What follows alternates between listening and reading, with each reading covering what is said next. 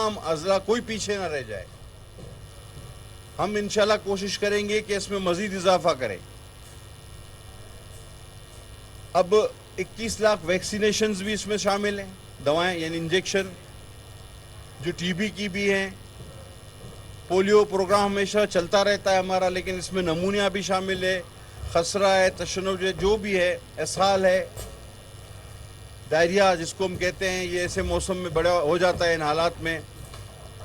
تو یہ ایکسپینڈڈ ہمارا جو امیونائزیشن پروگرام ہے اس کے ذریعے ہم یہ کرنے جا رہے ہیں. یہ صرف فیڈرل منسٹری آف ہیلتھ کر رہی ہے.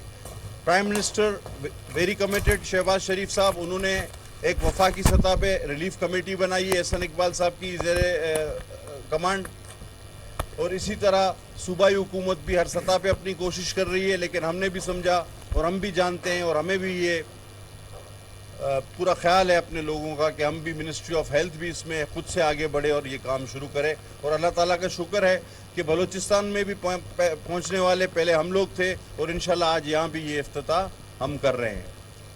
لیکن یہ صرف آج تک باقی نہیں ہے, یہ چلتا رہے گا انشاءاللہ. جب تک ہمارے لوگ بلوچستان ہو یا سندھ ہو یا پاکستان کا کوئی بھی حصہ اس میں تکلیف میں ہوں گے, تو ہم ان کی مدد کے لیے ہر وقت ان کے لیے ساتھ شانہ بشانہ ان کے لیے موجود رہیں گے, میں اور میری پوری منسٹری کی ٹیم.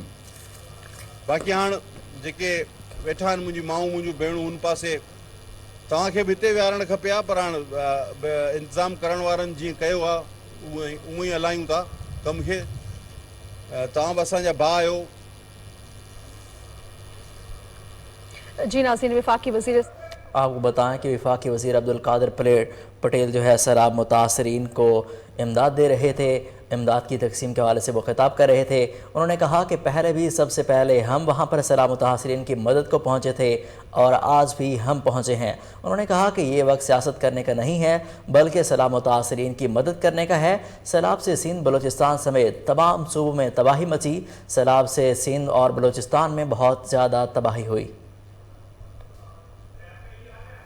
آپ کو بتائیں کہ وزیر صحت عبدالقادر پٹیل جو ہیں وہ سیلاب متاثرین کو امداد دے رہے تھے اور اس تقریب سے خطاب کر رہے تھے. انہوں نے کہا کہ سیلاب کی وجہ سے پورے پاکستان میں تباہی ہوئی. ہم نے ضروری ادویات اور مچھردانیاں جو ہیں وہ سیلاب متاثرین میں تقسیم کی ہیں. سندھ کے 22 اضلاع جو ہیں وہ سیلاب سے بری طرح متاثر ہوئے. نیوز اسٹوڈیو سے فی الوقت اتنا ہی.